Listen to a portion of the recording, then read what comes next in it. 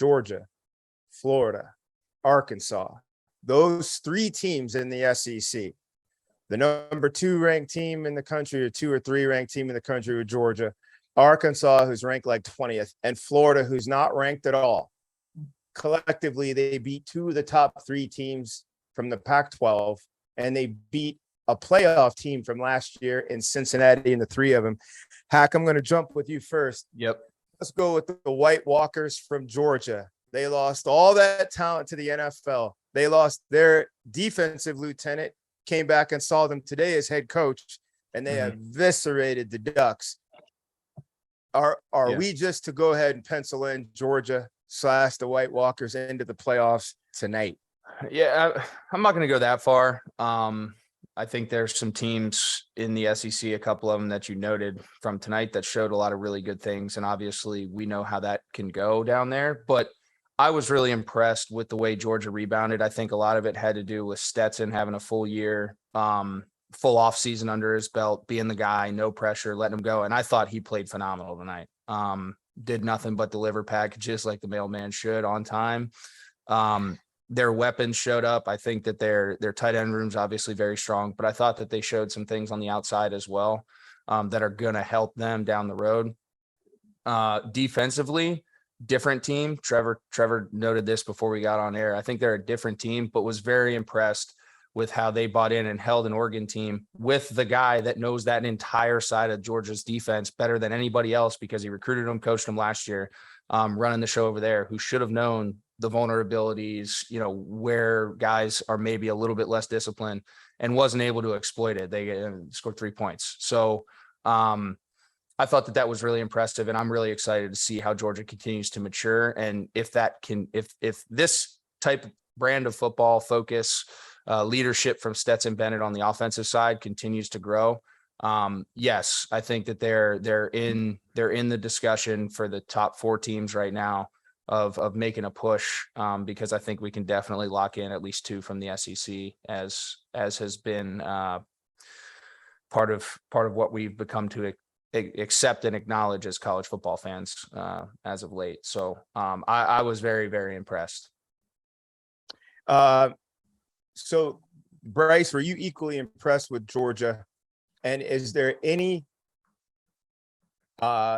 disappointment from what you saw from Bo Nix, or is that to be expected because he's on the opposite end of the White Walkers? Man, that's kind of a loaded question. Look, I'll take your first question, and I'll start there, obviously. But I was very, very, very impressed with Georgia today. And what I loved about it, they had shirts that stated "No one cares." And it's funny enough, man, you get in football locker rooms where it's and we live in a world right now, especially in football, that it is a "what have you done for me lately" type of mentality.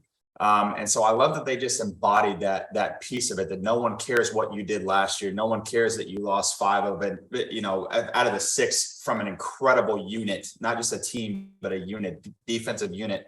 5 of those guys are now playing on Sundays.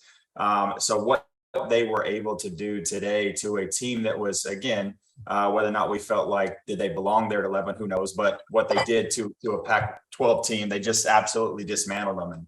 And, and the second part of that question with Bo Nix, I think it's a little bit more or less of what is the same with Bo Nix. The guy's incredibly talented. It's just, there's too many these highs and lows. What we were just talking about with CJ Stroud about staying even keel. Sometimes Bo Nix just puts his team in a bad spot with turnovers.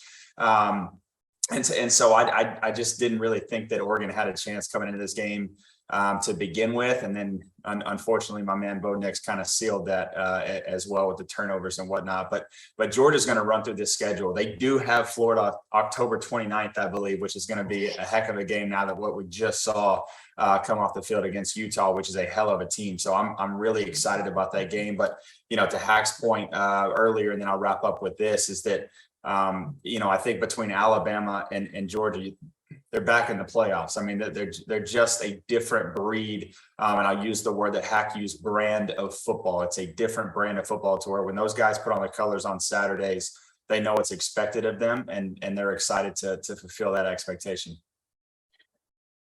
Speaking of that expectation, Trevor, the Ducks were really only 18-point dogs in this, 16-point dogs.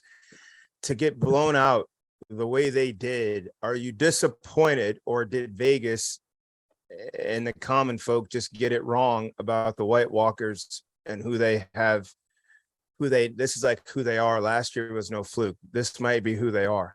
I think it's probably a little bit of both, George. And the reason why is I was, like these guys said, I was extremely impressed with Georgia, specifically the offensive side of the ball. If you look back to last year, all we said was, hey, the defense is so good, plug and play anybody at quarterback, plug and play anybody really at any position on the offense, as long as they don't turn the ball over, and Georgia's going to have an opportunity to win the football game. Coming into this year, losing 5 first-rounders, 8 overall draft picks on defense. So yes, they had a good nucleus coming back, but that's still some question marks.